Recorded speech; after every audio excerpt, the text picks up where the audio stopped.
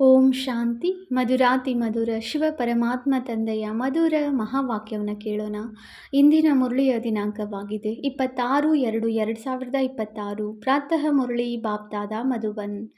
ಮಧುರ ಮಕ್ಕಳೇ, ಸುಖ ಕೊಡುವಂತಹ ಒಬ್ಬ ತಂದೆಯನ್ನು ನೆನಪು ಮಾಡಿ ಈ ಸ್ವಲ್ಪ ಸಮಯದಲ್ಲಿ ಯೋಗ ಬಲವನ್ನು ಜಮಾ ಮಾಡಿಕೊಳ್ಳಿ. ಅದು ಅಂತಿಮದಲ್ಲಿ ಬಹಳ ಕೆಲಸಕ್ಕೆ ಬರುವುದು. ಪ್ರಶ್ನೆಯಾಗಿದೆ, ಬೇಹದ್ದಿನ ವೈರಾಗಿ ಮಕ್ಕಳಾದ ನಿಮಗೆ ಯಾವ ಸ್ಮೃತಿ ಸದಾ ಇರಬೇಕು? ಉತ್ತರ, ನಮ್ಮದು ಇದು ಪತೀತ ವಸ್ತ್ರವಾಗಿದೆ. ಇದನ್ನು ಬಿಟ್ಟು ಮರಳಿ ಮನೆಗೆ ಹೋಗಬೇಕಾಗಿದೆ. ಈ ಸ್ಮೃತಿ ಸದಾ ಇರಲಿ. ತಂದೆ ಮತ್ತು ಆಸ್ತಿಯ ನೆನಪಿರಲಿ. ಮತ್ತೇನು ನೆನಪಿಗೆ ಬರಬಾರದು. ಇದು ಬೇಹದ್ದಿನ ವೈರಾಗ್ಯವಾಗಿದೆ. ಕರ್ಮ ಮಾಡುತ್ತಾ ನೆನಪಿನಲ್ಲಿರುವ ಇಂತಹ ಪುರುಷಾರ್ಥ ಮಾಡಬೇಕು. ತಲೆಯ ಮೇಲಿರುವ ಎಲ್ಲ ಪಾಪಗಳ ಹೊರೆಯೂ ಇಳಿಯಲಿ. ಆತ್ಮವು ತಮೋಪ್ರಧಾನದಿಂದ ಸತೋಪ್ರಧಾನವಾಗಲಿ. ಓಂ ಶಾಂತಿ. ತಂದೆಯು ಮಕ್ಕಳಿಗೆ ಪ್ರತಿನಿತ್ಯವೂ ಬಹಳ ಸಹಜ ಮಾತುಗಳನ್ನು ತಿಳಿಸುತ್ತಾರೆ. ಇದು ಈಶ್ವರೀಯ ಪಾಠಶಾಲೆಯಾಗಿದೆ. ಅವಶ್ಯವಾಗಿ ಗೀತೆಯಲ್ಲಿಯೂ ಸಹ ಹೇಳುತ್ತಾರೆ, ಭಗವಾನ್ ವಾಚ್. ಭಗವಂತ ತಂದೆಯು ಎಲ್ಲರಿಗೆ ಒಬ್ಬರೇ ಆಗಿದ್ದಾರೆ. ಎಲ್ಲರೂ ಭಗವಂತರಾಗಲು ಸಾಧ್ಯವಿಲ್ಲ. ಎಲ್ಲರೂ ಒಬ್ಬ ತಂದೆಯ ಮಕ್ಕಳಾಗುವರು ಅಂದಾಗ ಇದು ಖಂಡಿತ ಬುದ್ಧಿಯಲ್ಲಿ ಬರಬೇಕು.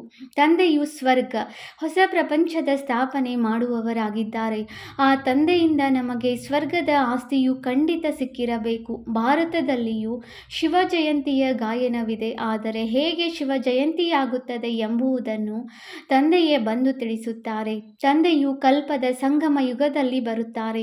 ಮಕ್ಕಳನ್ನು ಪುನಃ ಪತಿತರಿಂದ ಪಾವನರನ್ನಾಗಿ ಮಾಡಲು, ಅರ್ಥಾತ್ ಆಸ್ತಿಯನ್ನು ಕೊಡಲು. ಈ ಸಮಯದಲ್ಲಿ ಎಲ್ಲರಿಗೆ ರಾವಣನ ಶಾಪವಿದೆ. ಆದ್ದರಿಂದ ಎಲ್ಲರೂ ದುಃಖಿಯಾಗಿದ್ದಾರೆ. ಈಗ ಕಲಿಯುಗಿ ಹಳೆಯ ಪ್ರಪಂಚವಾಗಿದೆ. ಇದನ್ನು ಸದಾ ನೆನಪಿಟ್ಟುಕೊಳ್ಳಿ. ನಾವು ಬ್ರಹ್ಮ ಮುಖವಂಶಾವಳಿ ಬ್ರಾಹ್ಮಣರಾಗಿದ್ದೇವೆ. ಯಾರೆಲ್ಲ ತಮ್ಮನ್ನು ಬ್ರಹ್ಮ ಕುಮಾರ ಕುಮಾರಿಯರೆಂದು ತಿಳಿದುಕೊಳ್ಳುವರೋ ಅವರಿಗೆ ಇದನ್ನು ಖಂಡಿತ ತಿಳಿಸಬೇಕು. ಕಲ್ಪ ಕಲ್ಪವೂ ನಾವು ತಾತನಿಂದ ಬ್ರಹ್ಮರವರ ಮೂಲಕ ಆಸ್ತಿಯನ್ನು ಪಡೆಯುತ್ತೇವೆ. ಇಷ್ಟೊಂದು ಮಂದಿ ಮಕ್ಕಳು ಮತ್ಯಾರಿಗೂ ಇರಲು ಸಾಧ್ಯವಿಲ್ಲ. ಇವರು ಎಲ್ಲರ ತಂದೆಯಾಗಿದ್ದಾರೆ. ಬ್ರಹ್ಮರವರು ಸಹ ಅವರ ಮಗನಾಗಿದ್ದಾರೆ. ಎಲ್ಲ ಮಕ್ಕಳಿಗೆ ಆಸ್ತಿಯು ಅವರಿಂದ ಸಿಗುತ್ತದೆ. ಸತ್ಯಯುಗದ ರಾಜಧಾನಿಯೇ ಅವರ ಆಸ್ತಿಯಾಗಿದೆ. ಈ ಬೇಹದ್ದಿನ ತಂದೆಯು ಸ್ವರ್ಗದ ರಚಯಿತನಾಗಿದ್ದಾರೆ. ಅಂದ ಮೇಲೆ ಅವಶ್ಯವಾಗಿ ನಮಗೆ ಸ್ವರ್ಗದ ರಾಜ್ಯ ಭಾಗ್ಯವಿರಬೇಕು. ಆದರೆ ಇದನ್ನು ಮರೆತು ಬಿಟ್ಟಿದ್ದಾರೆ. ನಮಗೆ ಸ್ವರ್ಗದ ರಾಜ್ಯ ಭಾಗ್ಯವಿತ್ತು. ಆದರೆ ನಿರಾಕಾರ ತಂದೆಯು ಹೇಗೆ ಕೊಡುತ್ತಾರೆ?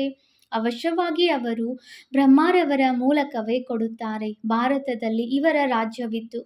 ಈಗ ಕಲ್ಪದ ಸಂಗಮವಾಗಿದೆ. ಸಂಗಮದಲ್ಲಿ ಬ್ರಹ್ಮನಿದ್ದಾರೆ. ಆದ್ದರಿಂದಲೇ ಬ್ರಹ್ಮ ಕುಮಾರ ಕುಮಾರಿಯರೆಂದು ಕರೆಸಿಕೊಳ್ಳುತ್ತೀರಿ. ಇದರಲ್ಲಿ ಯಾವುದೇ ಅಂಧಶ್ರದ್ಧೆಯ ಮಾತಿಲ್ಲ. ಇದು ತಂದೆಯ ರಚನೆಯಾಗಿದೆ. ನಾವು ಬ್ರಹ್ಮ ಕುಮಾರ ಕುಮಾರಿಯರಾಗಿದ್ದೇವೆ. ಬ್ರಹ್ಮರವರು ಶಿವ ತಂದೆಯ ಮಗನಾಗಿದ್ದಾರೆ. ನಮಗೆ ಶಿವ ತಂದೆಯಿಂದ ಪುನಃ ಸ್ವರ್ಗದ ಆಸ್ತಿಯೂ ಸಿಗುತ್ತಿದೆ. ಮೊದಲು ಸಿಕ್ಕಿತ್ತು, ಪುನಃ ಸ್ವರ್ಗದ ಆಸ್ತಿಯೂ ಸಿಗುತ್ತಿದೆ. ಮೊದಲು ಸಿಕ್ಕಿತ್ತು, ಅದಕ್ಕೆ 5,000 ವರ್ಷಗಳಾಯಿತು. ನಾವು ದೇವಿ ದೇವತಾ ಧರ್ಮದವರಾಗಿದ್ದೇವೆ. ಕೊನೆಯವರೆಗೂ ವೃದ್ಧಿಯಾಗುತ್ತಿರುತ್ತದೆ. ಹೇಗೆ ಕ್ರಿಸ್ತನು ಬಂದನು, ಕ್ರಿಶ್ಚಿಯನ್ ಧರ್ಮವು ಇಲ್ಲಿಯವರೆಗೂ ಇದೆ, ವೃದ್ಧಿ ಹೊಂದುತ್ತಿರುತ್ತದೆ. ಕ್ರಿಸ್ತನ ಮೂಲಕ ನಾವು ಕ್ರಿಶ್ಚಿಯನ್ನರಾದೆವು ಎಂದು ಅವರಿಗೆ ತಿಳಿದಿದೆ. ಇಂದಿಗೆ 2,000 ವರ್ಷಗಳ ಮೊದಲು ಕ್ರಿಸ್ತನು ಎಂದು ಹೇಳುತ್ತೀರಿ. ಅಂದಾಗ ತಂದೆಯು ಬಂದು ನೀವು ಏನು ಹೇಳುತ್ತಿದ್ದೀರಿ ಎಂಬುದನ್ನು ನೆನಪು ತರಿಸುತ್ತಾರೆ. ನೀವು ತಿಳಿದುಕೊಂಡಿದ್ದೀರಿ. ನೀವೇ ಬ್ರಹ್ಮ ಕುಮಾರ ಕುಮಾರಿಯರೆಂದು ಕರೆಸಿಕೊಳ್ಳುತ್ತೀರಿ. ಮನುಷ್ಯರು ಇಷ್ಟು ಕಲ್ಲು ಬುದ್ಧಿಯವರಾಗಿದ್ದಾರೆ. ಅವರಿಗೆ ಈ ಬಿಕೆಗಳು ಯಾರು, ಈ ಮಮ್ಮಾ ಬಾಬಾ ಯಾರು ಎಂಬುದನ್ನು ಸಹ ತಿಳಿದುಕೊಂಡಿಲ್ಲ. ಇವರು ಯಾವುದೇ ಸಾಧು ಸಂತ ಅಲ್ಲ. ಸಾಧು ಸನ್ಯಾಸಿಗಳಿಗೆ ಗುರುಗಳೆಂದು ಹೇಳುತ್ತಾರೆಯೇ ಹೊರತು ಮಾತಾಪಿತರೆಂದು ಹೇಳುವುದಿಲ್ಲ. ಈ ತಂದೆಯಂತೂ ಬಂದು ದೈವಿ ಧರ್ಮದ ರಾಜ್ಯವನ್ನು ಸ್ಥಾಪನೆ ಮಾಡುತ್ತಾರೆ. ಇಲ್ಲಿ ಈ ಲಕ್ಷ್ಮೀನಾರಾಯಣ ರಾಜಾರಾಣಿಯು ರಾಜ್ಯ ಮಾಡುತ್ತಿದ್ದರು. ಮೊದಲು ಪವಿತ್ರರಾಗಿದ್ದರು, ನಂತರ ಅಪವಿತ್ರರಾಗುತ್ತಾರೆ. ಯಾರು ಪೂಜ್ಯರಾಗಿದ್ದರೋ ಅವರು ಮತ್ತೆ 84 ಜನ್ಮಗಳನ್ನು ತೆಗೆದುಕೊಳ್ಳುತ್ತಾರೆ. ಮೊದಲು ಬೇಹದ್ದಿನ ತಂದೆಯ 21 ಜನ್ಮಗಳ ಸುಖದ ಆಸ್ತಿಯು ಸಿಗುತ್ತದೆ. ಯಾರು 21 ಕುಲದ ಉದ್ಧಾರ ಮಾಡುವರೋ ಅವರು ಕುಮಾರಿಯರಾಗಿದ್ದಾರೆ. ಇದು ನಿಮ್ಮ ಗಾಯನವಾಗಿದೆ. ನೀವು ಕುಮಾರಿಯರಾಗಿದ್ದೀರಿ, ಗೃಹಸ್ಥಿಗಳಲ್ಲ. ಬಲೆ ದೊಡ್ಡವರಾಗಿದ್ದೀರಿ, ಆದರೆ ಮರುಜೀವಿಗಳಾಗಿ ಎಲ್ಲರೂ ತಂದೆಯ ಮಕ್ಕಳಾಗಿದ್ದೀರಿ. ಪ್ರಜಾಪಿತ ಬ್ರಹ್ಮನಿಗೆ ಅನೇಕ ಮಕ್ಕಳಿದ್ದಾರೆ, ಇನ್ನೂ ವೃದ್ಧಿ ಹೊಂದುತ್ತಿರುತ್ತಾರೆ. ನಂತರ ಇವರೆಲ್ಲರೂ ದೇವತೆಗಳಾಗುತ್ತಾರೆ. ಇದು ಶಿವ ತಂದೆಯ ಯಜ್ಞವಾಗಿದೆ. ಇದಕ್ಕೆ ರಾಜಸ್ವ ಯಜ್ಞ, ಸ್ವರಾಜ್ಯ ಪಡೆಯುವ ಯಜ್ಞವೆಂದು ಹೇಳಲಾಗುತ್ತದೆ.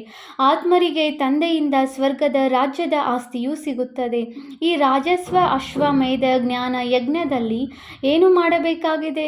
ಶರೀರ ಸಹಿತವಾಗಿ ಏನೆಲ್ಲವೂ ಇದೆಯೋ ಅದನ್ನು ಬಲಿಹಾರಿ ಮಾಡಬೇಕಾಗಿದೆ ಅಥವಾ ಸ್ವಾಹ ಮಾಡಬೇಕಾಗಿದೆ. ಈ ಯಜ್ಞದಿಂದಂತೂ ನೀವು ರಾಜ್ಯವನ್ನು ಪಡೆಯುತ್ತೀರಿ. ತಂದೆಯು ನೆನಪು ತರಿಸುತ್ತಾರೆ. ಭಕ್ತಿ ಮಾರ್ಗದಲ್ಲಿ ನೀವು ಹಾಡುತ್ತಿದ್ದೀರಿ, ಹೇ ತಂದೆಯೇ, ತಾವು ಬಂದರೆ ನಾವು ಬಲಿಹಾರಿಯಾಗುತ್ತೇವೆ. ನೀವೀಗ ತಮ್ಮನ್ನು ಬ್ರಹ್ಮಕುಮಾರಿಯರೆಂದು ತಿಳಿದುಕೊಳ್ಳುತ್ತೀರಿ. ಬಲೆ ತಮ್ಮ ಗೃಹಸ್ಥ ವ್ಯವಹಾರದಲ್ಲಿಯೇ ಇರಿ, ಆದರೆ ಕಮಲ ಪುಷ್ಪ ಸಮಾನ ಪಾವನರಾಗಿರಬೇಕಾಗುವುದು. ತಮ್ಮನ್ನು ಆತ್ಮನೆಂದು ತಿಳಿಯಿರಿ. ನಾವು ತಂದೆಯ ಮಕ್ಕಳಾಗಿದ್ದೇವೆ, ನೀವಾತ್ಮರು ಪ್ರಿಯತಮೆಯರಾಗಿದ್ದೀರಿ. ತಂದೆಯು ತಿಳಿಸುತ್ತಾರೆ, ನಾನೊಬ್ಬನೇ ಪ್ರಿಯತಮನಾಗಿದ್ದೇನೆ. ಪ್ರಿಯತಮನಾದ ನನ್ನನ್ನು ನೀವು ಕರೆಯುತ್ತಾ ಇರುತ್ತೀರಿ. ನೀವು ಅರ್ಧಕಲ್ಪದ ಪ್ರಿಯತಮೆಯರಾಗಿದ್ದೀರಿ. ತಂದೆಗೆ ಪರಮಪಿತ ಪರಮಾತ್ಮನೆಂದು ಕರೆಯಲಾಗುತ್ತದೆ. ಅವರು ನಿರಾಕಾರನಾಗಿದ್ದಾರೆ. ಆತ್ಮವು ನಿರಾಕಾರಿಯಾಗಿದೆ. ಅದು ಈ ಶರೀರದ ಮೂಲಕ ಪಾತ್ರವನ್ನು ಅಭಿನಯಿಸುತ್ತದೆ. ಭಕ್ತಿ ಮಾರ್ಗದಲ್ಲಿಯೂ ನೀವು ಪಾತ್ರವನ್ನು ಅಭಿನಯಿಸಬೇಕಾಗಿದೆ. ಭಕ್ತಿ ಎಂದರೆ ರಾತ್ರಿಯಾಗಿದೆ. ಅಂಧಕಾರದಲ್ಲಿ ಮನುಷ್ಯರು ಮೋಸ ಹೋಗುತ್ತಾರೆ. ದ್ವಾಪರದಿಂದ ಹಿಡಿದು ನೀವು ಮೋಸ ಹೋಗಿದ್ದೀರಿ. ಈ ಸಮಯದಲ್ಲಿ ಮಹಾ ದುಃಖಿಯಾಗಿ ಬಿಟ್ಟಿದ್ದೀರಿ. ಈಗ ಈ ಹಳೆಯ ಪ್ರಪಂಚದ ಅಂತ್ಯವಾಗಿದೆ. ಈ ಹಣ ಇತ್ಯಾದಿಗಳೆಲ್ಲವೂ ಮಣ್ಣು ಪಾಲಾಗುವುದು. ಬಲೆ ಕೆಲವರು ಕೋಟ್ಯಾಧೀಶ್ವರರಾಗಿದ್ದಾರೆ, ರಾಜರಿದ್ದಾರೆ. ಮಕ್ಕಳು ಜನ್ಮ ಪಡೆದರೆ ಈ ಧನವು ನಮ್ಮ ಮಕ್ಕಳಿಗಾಗಿ ನಮ್ಮ ಮೊಮ್ಮಕ್ಕಳು ಮರಿಮಕ್ಕಳು ತಿನ್ನುವರು ಎಂದು ತಿಳಿಯುತ್ತಾರೆ. ಆದರೆ ತಂದೆಯು ತಿಳಿಸುತ್ತಾರೆ, ಯಾರೂ ತಿನ್ನುವುದಿಲ್ಲ. ಈ ಪ್ರಪಂಚವೇ ಸಮಾಪ್ತಿಯಾಗಲಿದೆ. ಇನ್ನೂ ಸ್ವಲ್ಪವೇ ಸಮಯವಿದೆ. ಬಹಳಷ್ಟು ವಿಘ್ನಗಳು ಬರುತ್ತವೆ. ಪರಸ್ಪರ ಹೊಡೆದಾಡುತ್ತಾರೆ. ಅಂತಿಮದಲ್ಲಿ ಈ ರೀತಿ ಹೊಡೆದಾಡುತ್ತಾರೆ. ರಕ್ತದ ನದಿಗಳು ಹರಿಯುತ್ತವೆ. ನಿಮಗಂತೂ ಯಾರೊಂದಿಗೂ ಯುದ್ಧವಿಲ್ಲ. ನೀವು ಯೋಗ ಬಲದಲ್ಲಿರುತ್ತೀರಿ. ನೀವು ನೆನಪಿನಲ್ಲಿರುತ್ತೀರೆಂದರೆ ಯಾರೇ ನಿಮ್ಮ ಸನ್ಮುಖದಲ್ಲಿ ಕೆಟ್ಟ ವಿಚಾರದಿಂದ ಬಂದರೂ ಸಹ ಅವರಿಗೆ ಭಯಂಕರ ಸಾಕ್ಷಾತ್ಕಾರವಾಗಿ ಬಿಡುವುದು ಮತ್ತು ಕೂಡಲೇ ಓಡಿ ಹೋಗುವರು. ನೀವು ಶಿವ ತಂದೆಯನ್ನು ನೆನಪು ಮಾಡುತ್ತೀರಿ ಮತ್ತು ಅವರು ಓಡಿ ಹೋಗುತ್ತಾರೆ. ಯಾರು ಪಕ್ಕಾ ಮಕ್ಕಳಿದ್ದಾರೆಯೋ ಅವರು ಒಬ್ಬ ಶಿವ ತಂದೆಯ ವಿನಃ ನನ್ನವರು ಬೇರೆ ಯಾರೂ ಇಲ್ಲವೆಂಬ ಪುರುಷಾರ್ಥದಲ್ಲಿ ಇರುತ್ತಾರೆ. ತಂದೆಯು ತಿಳಿಸುತ್ತಾರೆ, ಕೈ ಕೆಲಸ ಮಾಡಲಿ, ಬುದ್ಧಿಯು ತಂದೆಯನ್ನು ನೆನಪು ಮಾಡುತ್ತಿರಲಿ. ಮನೆ ಮಕ್ಕಳನ್ನು ಸಂಭಾಲನೆ ಮಾಡಬೇಕಾಗಿದೆ. ಆದರೆ ನೀವಾತ್ಮರು ತಂದೆಯನ್ನು ನೆನಪು ಮಾಡಿರಿ, ಆಗ ಪಾಪಗಳ ಹೊರೆಯೂ ಇಳಿಯುವುದು. ಕೇವಲ ನನ್ನನ್ನು ನೆನಪು ಮಾಡಿದರೆ ನೀವು ತಮೋ ಪ್ರಧಾನರಿಂದ ಸತೋ ಪ್ರಧಾನರಾಗಿ ಬಿಡುತ್ತೀರಿ. ಆದರೆ ನಂಬರ್ವಾರು ಪುರುಷಾರ್ಥದನುಸಾರ ನಂತರ ನೀವೆಲ್ಲರೂ ಈ ಶರೀರವನ್ನು ಬಿಡುತ್ತೀರಿ. ತಂದೆಯು ಎಲ್ಲ ಆತ್ಮರನ್ನು ಸೊಳ್ಳೆಗಳೋಪಾದಿಯಲ್ಲಿ ಕರೆದುಕೊಂಡು ಹೋಗುತ್ತಾರೆ. ಉಳಿದಂತೆ ಇಡೀ ಪ್ರಪಂಚವು ಶಿಕ್ಷೆಗಳನ್ನು ಅನುಭವಿಸುವುದು. ಭಾರತದಲ್ಲಿ ಕೆಲವರು ಮಾತ್ರವೇ ಉಳಿಯುತ್ತಾರೆ. ಅದಕ್ಕಾಗಿಯೇ ಈ ಮಹಾಭಾರತ ಯುದ್ಧವಿದೆ. ಇಲ್ಲಂತೂ ಬಹಳ ವೃದ್ಧಿಯಾಗುವುದು. ಪ್ರದರ್ಶಿನಿ, ಪ್ರೊಜೆಕ್ಟರ್ ಇತ್ಯಾದಿಗಳ ಮೂಲಕ ಎಷ್ಟೊಂದು ಮಂದಿ ಕೇಳುತ್ತಾರೆ. ಅವರು ಪ್ರಜೆಗಳಾಗುತ್ತಾ ಹೋಗುತ್ತಾರೆ. ರಾಜನಂತೂ ಒಬ್ಬರೇ ಇರುತ್ತಾರೆ, ಉಳಿದೆಲ್ಲರೂ ಪ್ರಜೆಗಳಿರುತ್ತಾರೆ. ಮಂತ್ರಿಯೂ ಸಹ ಪ್ರಜೆಗಳ ಸಾಲಿನಲ್ಲಿ ಬರುತ್ತಾರೆ. ಅನೇಕರು ಪ್ರಜೆಗಳಾಗುತ್ತಾರೆ. ಒಬ್ಬ ರಾಜನಿಗೆ ಲಕ್ಷಾಂತರ ಮಂದಿ ಪ್ರಜೆಗಳಿರುತ್ತಾರೆ. ಅಂದ ಮೇಲೆ ರಾಜ ರಾಣಿಯಾಗಲು ಪರಿಶ್ರಮ ಪಡಬೇಕಲ್ಲವೇ? ತಂದೆಯು ತಿಳಿಸುತ್ತಾರೆ, ಮಕ್ಕಳೇ, ಎಲ್ಲವನ್ನೂ ಮಾಡುತ್ತಾ ನಿರಂತರ ನನ್ನನ್ನು ನೆನಪು ಮಾಡಿ. ಹೇಗೆ ಪ್ರಿಯತಮೆಯರಿರುತ್ತಾರೆ, ಅವರಿಗೆ ಎಷ್ಟೊಂದು ದೈಹಿಕ ಪ್ರೀತಿ ಇರುತ್ತದೆ. ನೀವು ಮಕ್ಕಳು ಈ ಸಮಯದ ಪ್ರಿಯತಮೆಯರಾಗಿದ್ದೀರಿ. ನಿಮ್ಮ ಪ್ರಿಯತಮನು ಬಂದಿದ್ದಾರೆ, ನಿಮಗೆ ಓದಿಸುತ್ತಿದ್ದಾರೆ. ಓದುತ್ತಾ ನೀವು ದೇವತೆಗಳಾಗಿ ಬಿಡುತ್ತೀರಿ. ನೆನಪಿನಿಂದ ವಿಕರ್ಮಗಳು ವಿನಾಶವಾಗುತ್ತವೆ ಮತ್ತು ನೀವು ಸದಾ ನಿರೋಗಿಗಳಾಗಿ ಬಿಡುತ್ತೀರಿ. ಮತ್ತೆ 84 ಜನ್ಮಗಳ ಚಕ್ರವನ್ನು ನೆನಪು ಮಾಡಬೇಕಾಗಿದೆ. ಸತ್ಯಯುಗದಲ್ಲಿ ಇಷ್ಟು ಜನ್ಮಗಳು, ತ್ರೇತಾದಲ್ಲಿ ಇಷ್ಟು ಜನ್ಮಗಳು. ನಾವು ದೇವಿ ದೇವತಾ ಧರ್ಮದವರು ಪೂರ್ಣ 84 ಜನ್ಮಗಳ ಚಕ್ರವನ್ನು ಸುತ್ತಿದ್ದೇವೆ. ಮುಂದೆ ಹೋದಂತೆ ನೀವು ಬಹಳ ವೃದ್ಧಿ ಹೊಂದುತ್ತೀರಿ. ನಿಮ್ಮ ಸೇವಾ ಕೇಂದ್ರಗಳು ಸಾವಿರಾರು ಅಂದಾಜಿನಲ್ಲಿ ಸ್ಥಾಪನೆಯಾಗುತ್ತವೆ. ಗಲ್ಲಿ ಗಲ್ಲಿಯಲ್ಲಿ ತಿಳಿಸುತ್ತಾ ಇರುತ್ತಾರೆ, ಕೇವಲ ತಂದೆ ಮತ್ತು ಆಸ್ತಿಯನ್ನು ನೆನಪು ಮಾಡಿ. ಈಗ ಮನೆಗೆ ಹಿಂತಿರುಗಿ ನಡೆಯಿರಿ. ಇದಂತೂ ಚೀಚಿ ವಸ್ತ್ರವಾಗಿದೆ. ಇದು ಬೇಹದ್ದಿನ ವೈರಾಗ್ಯವಾಗಿದೆ. ಸನ್ಯಾಸಿಗಳಂತೂ ಕೇವಲ ಹದ್ದಿನ ಮನೆ ಮಠವನ್ನು ಬಿಟ್ಟು ಬಿಡುತ್ತಾರೆ. ಅವರು ಹಠಯೋಗಿಗಳಾಗಿದ್ದಾರೆ. ರಾಜಯೋಗವನ್ನು ಕಲಿಸಲು ಸಾಧ್ಯವಿಲ್ಲ. ಈ ಭಕ್ತಿಯೂ ಸಹ ಅನಾದಿಯಾಗಿದೆ ಎಂದು ಹೇಳುತ್ತಾರೆ. ಆದರೆ ತಂದೆಯು ತಿಳಿಸುತ್ತಾರೆ, ಈ ಭಕ್ತಿಯು ದ್ವಾಪರದಿಂದ ಆರಂಭವಾಗುತ್ತದೆ. 84 ಪೀಳಿಗೆಗಳಲ್ಲಿ ಬಂದು ನೀವೀಗ ತಮು ಪ್ರಧಾನರಾಗಿದ್ದೀರಿ. ನೀವೇ ದೇವಿ ದೇವತೆಗಳಾಗಿದ್ದೀರಿ. ನಾವೇ ಕ್ರಿಶ್ಚಿಯನರಾಗಿದ್ದೆವು ಎಂದು ಕ್ರಿಶ್ಚಿಯನರು ಹೇಳುತ್ತಾರೆ. ಹಾಗೆಯೇ ನಾವು ಸತ್ಯಯುಗದಲ್ಲಿದ್ದೆವು. ತಂದೆಯು ದೇವಿ ದೇವತಾ ಧರ್ಮವನ್ನು ಸ್ಥಾಪನೆ ಮಾಡಿದ್ದರು. ಯಾರು ಲಕ್ಷ್ಮೀನಾರಾಯಣರಾಗಿದ್ದರೋ ಅವರೀಗ ಬ್ರಾಹ್ಮಣರಾಗಿದ್ದಾರೆಂದು ನೀವೀಗ ತಿಳಿದುಕೊಂಡಿದ್ದೀರಿ. ಸತ್ಯಯುಗದಲ್ಲಿ ಒಬ್ಬರೇ ರಾಜ ರಾಣಿ ಇದ್ದರು. ಒಂದು ಭಾಷೆ ಇತ್ತು. ಇದನ್ನು ಸಹ ಮಕ್ಕಳು ಸಾಕ್ಷಾತ್ಕಾರದಲ್ಲಿ ನೋಡಿದ್ದೀರಿ. ನೀವೆಲ್ಲರೂ ಆದಿ ಸನಾತನ ಧರ್ಮದವರಾಗಿದ್ದೀರಿ. ನೀವೇ 84 ಜನ್ಮಗಳನ್ನು ತೆಗೆದುಕೊಳ್ಳುತ್ತೀರಿ. ಆತ್ಮವು ನಿರ್ಲೇಪವಾಗಿದೆ ಹಾಗೂ ಈಶ್ವರನು ಸರ್ವವ್ಯಾಪಿಯಾಗಿದ್ದಾರೆಂದು ಅವರು ಹೇಳುತ್ತಾರೆ. ಆದರೆ ಇದು ತಪ್ಪಾಗಿದೆ. ಎಲ್ಲರಲ್ಲಿ ಆತ್ಮವಿದೆ ಅಂದ ಮೇಲೆ ನಮ್ಮಲ್ಲಿ ಪರಮಾತ್ಮನಿದ್ದಾರೆಂದು ಹೇಗೆ ಹೇಳುತ್ತೀರಿ? ಆ ರೀತಿ ಇದ್ದಿದ್ದೆಯಾದರೆ ಎಲ್ಲರೂ ತಂದೆಯರಾಗಿ ಬಿಡುವರು. ಮನುಷ್ಯರು ಎಷ್ಟೊಂದು ತಮೋ ಪ್ರಧಾನರಾಗಿ ಬಿಟ್ಟಿದ್ದಾರೆ. ಮೊದಲು ಏನು ಕೇಳುತ್ತಿದ್ದರೋ ಅದನ್ನೇ ನಂಬಿಬಿಡುತ್ತಿದ್ದೀರಿ. ಈಗ ತಂದೆಯು ಬಂದು ಸತ್ಯವನ್ನು ತಿಳಿಸುತ್ತಾರೆ. ನಿಮಗೆ ಜ್ಞಾನದ 3ನೇ ನೇತ್ರವನ್ನು ಕೊಡುತ್ತಾರೆ. ಇದರಿಂದ ನೀವು ಸೃಷ್ಟಿಯ ಆದಿ ಮಧ್ಯ ಅಂತ್ಯವನ್ನು ತಿಳಿದುಕೊಂಡಿದ್ದೀರಿ. ಅಮರ ಕಥೆಯೂ ಇದಾಗಿದೆ. ಬಾಕಿ ಸೂಕ್ಷ್ಮ ವತನದಲ್ಲಿ ಕಥೆ ಇತ್ಯಾದಿಗಳಿಲ್ಲ. ಇದೆಲ್ಲವೂ ಭಕ್ತಿ ಮಾರ್ಗದ ಮಾತುಗಳಾಗಿವೆ. ನೀವು ಅಮರರಾಗುವುದಕ್ಕಾಗಿ ಅಮರ ಕಥೆಯನ್ನು ಕೇಳುತ್ತಿದ್ದೀರಿ. ಅಲ್ಲಿ ನೀವು ಖುಷಿಯಿಂದ ಒಂದು ಶರೀರವನ್ನು ಬಿಟ್ಟು ಹೋಗಿ ಇನ್ನೊಂದನ್ನು ತೆಗೆದುಕೊಳ್ಳುತ್ತೀರಿ. ಇಲ್ಲಂತೂ ಯಾರಾದರೂ ಸತ್ತರೆ ಅಳುತ್ತಾರೆ, ಚೀರಾಡುತ್ತಾರೆ. ಸತ್ಯಯುಗದಲ್ಲಿ ಕಾಯಿಲೆ ಇತ್ಯಾದಿಗಳು ಇರುವುದಿಲ್ಲ. ಸದಾ ಆರೋಗ್ಯವಂತರಾಗಿರುತ್ತಾರೆ. ದೀರ್ಘಾಯಸ್ಸು ಇರುತ್ತದೆ. ಅಲ್ಲಿ ಪತಿತತನವೇ ಇರುವುದಿಲ್ಲ. ಈಗ ಇದನ್ನು ಪಕ್ಕಾ ಮಾಡಿಕೊಳ್ಳಿ. ನಾವು 84 ಜನ್ಮಗಳ ಚಕ್ರವನ್ನು ಪೂರ್ಣ ಮಾಡಿದ್ದೇವೆ. ಈಗ ನಮ್ಮನ್ನು ಕರೆದುಕೊಂಡು ಹೋಗಲು ತಂದೆಯು ಬಂದಿದ್ದಾರೆ. ಪಾವನರಾಗುವ ಯುಕ್ತಿಗಳನ್ನು ನಿಮಗೆ ತಿಳಿಸುತ್ತಾರೆ. ಮಕ್ಕಳೇ, ಕೇವಲ ತಂದೆಯಾದ ನನ್ನನ್ನು ಮತ್ತು ಆಸ್ತಿಯನ್ನು ನೆನಪು ಮಾಡಿ. ಸತ್ಯಯುಗದಲ್ಲಿ 16 ಕಲಾ ಸಂಪೂರ್ಣರು. ನಂತರ ಕಲೆಗಳು ಕಡಿಮೆಯಾಗತೊಡಗುತ್ತವೆ.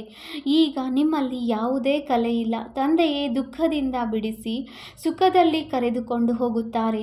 ಆದ್ದರಿಂದ ಮುಕ್ತಿದಾತನೆಂದು ಹೇಳಲಾಗುತ್ತದೆ. ಎಲ್ಲರನ್ನೂ ತಮ್ಮ ಜೊತೆ ಕರೆದುಕೊಂಡು ಹೋಗುತ್ತಾರೆ. ನಿಮ್ಮ ಗುರುಗಳು ನಿಮ್ಮನ್ನು ಜೊತೆ ಕರೆದುಕೊಂಡು ಹೋಗುವರೆ? ಆ ಗುರುಗಳಂತೂ ಹೊರಟು ಹೋದರೆ ಅವರು ಶಿಷ್ಯರು ಅವರ ಸ್ಥಾನದಲ್ಲಿ ಕುಳಿತುಕೊಳ್ಳುತ್ತಾರೆ. ಮತ್ತೆ ಶಿಷ್ಯರಲ್ಲಿ ಬಹಳ ಗಡಿಬಿಡಿಯಾಗುತ್ತದೆ. ಸ್ಥಾನಕ್ಕಾಗಿ ಪರಸ್ಪರ ಹೊಡೆದಾಡುತ್ತಾರೆ. ತಂದೆಯು ತಿಳಿಸುತ್ತಾರೆ, ನಾನು ನೀವಾತ್ಮರನ್ನು ಜೊತೆ ಕರೆದುಕೊಂಡು ಹೋಗುತ್ತೇನೆ. ನೀವು ಸಂಪೂರ್ಣರಾಗದಿದ್ದರೆ ಶಿಕ್ಷೆಗಳನ್ನು ಅನುಭವಿಸುವಿರಿ ಮತ್ತು ಪದವಿ ಭ್ರಷ್ಟವಾಗುವುದು. ಇಲ್ಲಿ ರಾಜಧಾನಿಯು ಸ್ಥಾಪನೆಯಾಗುತ್ತಿದೆ. ಒಳ್ಳೆಯದು. ಮಧುರಾತಿ ಮಧುರ. ಅಗಲಿ ಹೋಗಿ ಮರಳಿ ಸಿಕ್ಕಿರುವ ಮಕ್ಕಳ ಪ್ರತಿ ಮಾತಾಪಿತ ಬಾಪ್ದಾದಾರವರ ನೆನಪು, ಪ್ರೀತಿ ಹಾಗೂ ಸುಪ್ರಭಾತ. ಆತ್ಮಿಕ ಮಕ್ಕಳಿಗೆ ಆತ್ಮಿಕ ತಂದೆಯ ನಮಸ್ತೆ. ನಾವು ಆತ್ಮಿಕ ಮಕ್ಕಳಿಂದ ಆತ್ಮಿಕ ತಂದೆಗೆ ನೆನಪು, ಪ್ರೀತಿ ಹಾಗೂ ನಮಸ್ತೆ ನಮಸ್ತೆ ನಮಸ್ತೆ.